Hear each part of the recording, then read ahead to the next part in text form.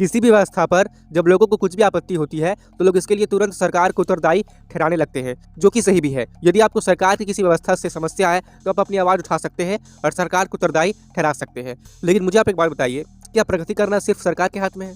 क्या हमारे और आपके हाथ में नहीं है कि हम और आप भी प्रगति करें? चलिए मैं आपको इस चीज़ को एक उदाहरण के माध्यम से समझाने का प्रयास करता हूँ। तो देखिए, रेलवे के क्षेत्र में पिछले 10-20 सालों में काफ़ी तरक्की हो चुकी है। अब मैं कुछ ही दिन पहले ट्रेन में यात्रा कर रहा था, तो मैं क्या देखता हूँ कि ट्रेन की जो खिड़की है ना, उस पे पान वान सब थुका हुआ है। मतलब पूरी खिड़की गंदी है, पूरा मतलब जो लोहे की लाइनिंग बनी होती है ना, उसमें पूरा पान थुका हुआ है। तो क्या उस लोहे में जंग लगेगी? पूरी ट्रेन को कितनी मुश्किल से साफ किया जाता है ये मैंने देखा है, और उसमें काफ़ी अधिक टाइम और खर्चा लगता है। मतलब ट्रेन की बाथरूम स्टार्टिंग में साफ होती है, लेकिन जैसे ही स्टेशन से चलना शुरू होती है, 3-4 स्टेशन आते आते तक ट्रेन की बाथरूम गंदी हो जाती है। मतलब क्या आप लोग फ्लश नहीं कर सकते? अभी हर ट्रेन में फ्लश करने के सिस्टम आ गई है, मैंने देखा है, काफ़ी अच्छी सिस्टम है, लेकिन कोई फ्लश का बटन प्रेस नहीं करता है और बस गंदा छोड़ के बाहर आ जाता है। बताइए क्या ये अच्छी बात है? अब मैं ये देख रहा हूँ कि हर ट्रेन के कोच में डस्टबिन है, वो बेसिन के नीचे ही डस्टबिन होती है। तो अब जब कुछ भी खा रहे हैं तो जो भी रैपर है आप जाके डस्टबिन में फेंकिए, लेकिन लोग क्या कर रहे हैं, सीट में बैठे बैठे खाते हैं और सीट के नीचे फेंक देते हैं। मतलब बताइए क्या ये अच्छी बात है? अब एक खराब चीज़ क्या होती है कि हर रेलवे स्टेशन पर, हर प्लेटफॉर्म पे कहीं ना कहीं टॉयलेट जरूर होता है। तो जब आपको टॉयलेट आई तो आप टॉयलेट पे जाइए ना, तो मैं क्या देखता हूँ कि एक छोटी सी बच्ची को टॉयलेट आई हुई थी, पेशाब लगी थी उसे, तो उसकी माँ क्या करवाती है कि प्लेटफॉर्म पर ही उसे पेशाब करवा देती है।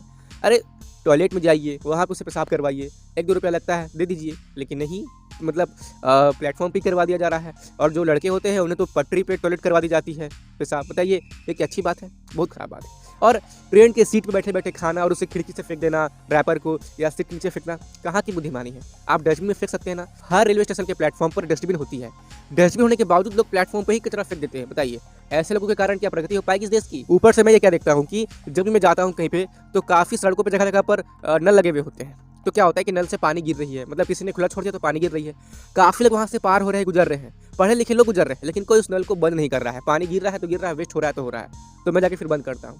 तो जब तक हमारे देश में ऐसे लोग हैं, क्या सरकार के लिए प्रगति करना मुश्किल नहीं है? अरे मुश्किल है। तो मैं चाहता हूँ कि थोड़ा सभ्यता सीखिए। ऐसे लोगों को मैं बोल रहा हूँ कि हमारे लोगों में मैं देख रहा हूँ कि सभ्यता, कॉमन सेंस काफ़ी कम है। मतलब अपने देश के प्रति, इस प्रकृति के प्रति केवल सरकार को ही नहीं, हमें भी जागरूक होने की आवश्यकता है। अगर हम ये ठान लें कि इस देश की प्रगति में, इस प्रकृति के प्रगति में, इस प्रकृति को बचाने में सरकार के साथ हम भी अपना योगदान निभाएंगे, तो ये देश काफ़ी जल्दी प्रगति करेगा। और देखिए सरकार काफ़ी कुछ खर्चा करके हमारे लिए कुछ करती है, और हम क्या करते हैं, उसे लूट लेते हैं, बर्बाद कर देते हैं। मैंने ये भी सुना है कि ट्रेन के कोचेस में जो तौलिए दिए जाते हैं, लोग उस तौलिए को चुरा के ले जाते हैं। बताइए काफ़ी लोग क्या क्या उखाड़ के ले जाते हैं। क्या ये सब अच्छी बात है? जरा सोचिए, इस बात को विचार कीजिए। और हाँ, साफ सफाई को लेकर के मैं चाहता हूँ कि सरकार कुछ कड़े नियम बनाए, क्योंकि जरूरी है ऐसे लोगों के लिए कि ऐसे लोगों को जितना भी समझा लो ये समझेंगे नहीं। आपको क्या लगता है? अपनी राय कमेंट में जरूर से बताएं।